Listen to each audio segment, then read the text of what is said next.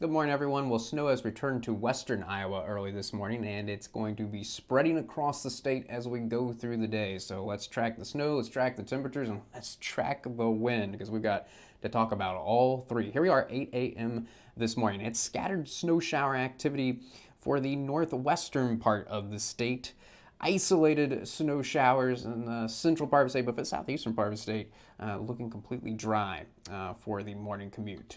But let's see how things are by the time we get to noon today. Notice the snow shower activity pushing a little bit more to the east, but still, especially for the eastern part, say very little going on. Maybe some flurries around. I think it's more around 4 o'clock. We'll start to see the activity kind of spread more evenly across the state. I still think this is mostly going to be light to moderate snow shower activity.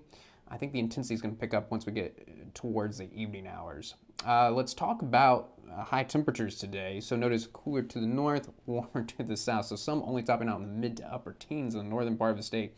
Meanwhile, farther south you are, we're talking about high temperatures reaching mid to perhaps as warm as the upper 20s. That's probably mainly going to be limited to around the Burlington area.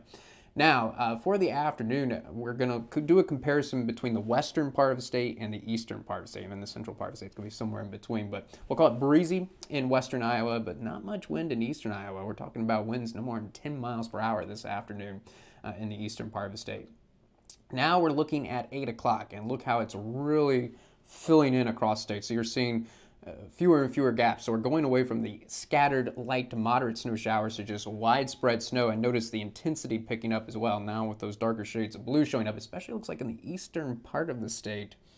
We're talking about a period of heavy snow, and it looks like particularly the heaviest snow may end up falling in the northeastern part of the state. We'll get to snow totals in just a bit. So this is 8 o'clock, and now we're at midnight. So really the main snow event for the state as a whole looks like tonight. That's when we're going to really be adding up our snow totals, and then we'll gradually see the activity come to an end from west to east.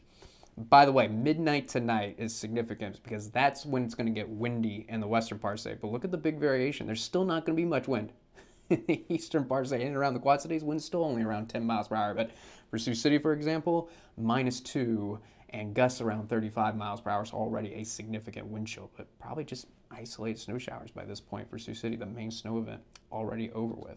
So this brings us to the Thursday morning commute. And again, the activity, I think, all over with for places like Sioux City, and then an area of isolated snow showers, mainly in the central part of the state.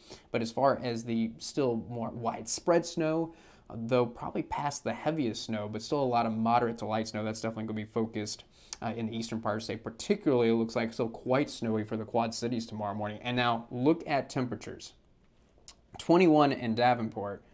-12 in Sioux City. Look how, even in the central part, say we're talking about temperatures by 7 a.m. tomorrow morning, those temperatures falling below zero. And once your temperatures fall below zero, it's going to be windy as well. So we're talking about a wind chill factor as well that we're going to be dealing with. So here we are at 11 a.m. We'll still call it scattered light snow showers for the most eastern part of the state. And finally, the wind's picking up in the eastern part of the state. Now we're looking at gusts around 25 miles per hour. But for central and western Iowa, now we're talking about gusts around 40 miles per hour with temperatures below zero. So you have to take about almost 20 degrees off those temperatures. That's what it's actually going to be feeling like. All right, so now by the time we get to 3 o'clock tomorrow afternoon, I think it's just some isolated snow showers for the most eastern part of the state. But look how the temperature has finally dropped in eastern Iowa as well, now just 3 degrees in Davenport. And by the time we get to Thursday evening, now here we are at 7 o'clock, I'm going to leave in the chance for a few flurries for in and around the Quad Cities till maybe about midnight. But for a lot of us, it's probably already going to be dry by 7 o'clock. Thursday evening. And now it's windy for everyone. Still a little bit more to the west than the east, but we're talking about gusts 35 to 45 miles per hour across the state. And look how everyone is now seeing temperatures below zero with a wind chill factor. And so this brings us to Friday morning, 7 a.m. Completely dry across the state. But look at these cold temperatures. These are just the temperatures, okay? And notice finally, now eastern Iowa is seeing the strongest winds, but pretty uniform across the state. We're talking about gusts 35, 40 miles per hour, 7 a.m. Friday morning. So with these temperatures and that wind, look what it's going to be feeling like 7 a.m. Friday morning. We're talking about feels like temperatures -30 to minus 35 in most locations. So obviously the best place to be is going to be inside.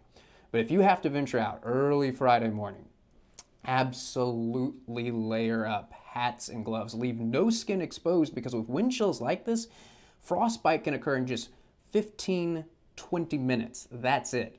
And frostbite can occur with wind chills around minus 30, minus 35. By the way, outdoor pets, let them come inside, or make sure they have shelter, a place they can get out of the wind, extra blankets, a whole place where they can escape the wind. Make sure they have some kind of shelter they can get into so they can avoid the worst of these wind chills. All right, finally, how much snow? And let's focus in on the bullseye first. I think the sweet spot is going to be somewhere around Iowa City, Dubuque, and Waterloo. There we're looking at 5 to 7 inches when it's all said and done. Everyone else looking a little bit less than that. And it looks like the lowest totals are going to be in the southeastern corner of the state and northwestern corner of the state. So notice Sioux City, we're looking at 1 to 3 inches. Burlington, 1 to 3 inches. For the Quad Cities, looks like 2 to 4 inches, with 3 inches being most likely. And then right in the central part of the state, notice how it's pretty uniform. I'm going to go with a range for Fort Dodge, Mason City, about 3 to 5 inches. Denison, a little bit closer to that smaller snow total area, 2 to 4 inches. And then for the Des Moines area, it's looking like 4 to 6 inches of snow.